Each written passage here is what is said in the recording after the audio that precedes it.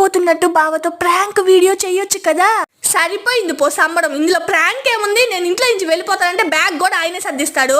చిచి, బావ అలాంటోడు కాదే. నువ్వు బావ గురించి తప్పుగా పోర్ట్రేట్ చేస్తున్నావు. అబ్బచ్చా, అవునా?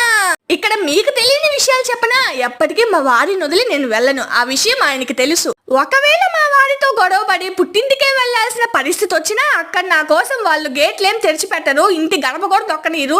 ఆ విషయం కూడా మా వారికి తెలుసు. ఇంత స్ట్రాంగ్ గా నేను ఎలా చెప్పగలుగుతున్నాను తెలుసా? మేము ఎన్నోసార్లు డిస్కషన్ కూడా చేసుకున్నాం, నేను మా వారు. మా పరిస్థితి ఇది. So no prank videos. ఇంకా వీడియో విషయానికి వస్తే కోన్ అయితే కొన్నమ్మల ఇంట్లో పొదగేసా అనమాట. 3 days బ్యాక్ పిల్లలు అయితే చేసింది, ఇంకా మా ఇంటికి తీసుకురాలేదు. లాస్ట్ టైం ఇది 16 పిల్లలు చేసింది, కానీ అన్నిటిని గద్దొచ్చి తినేసింది అనమాట.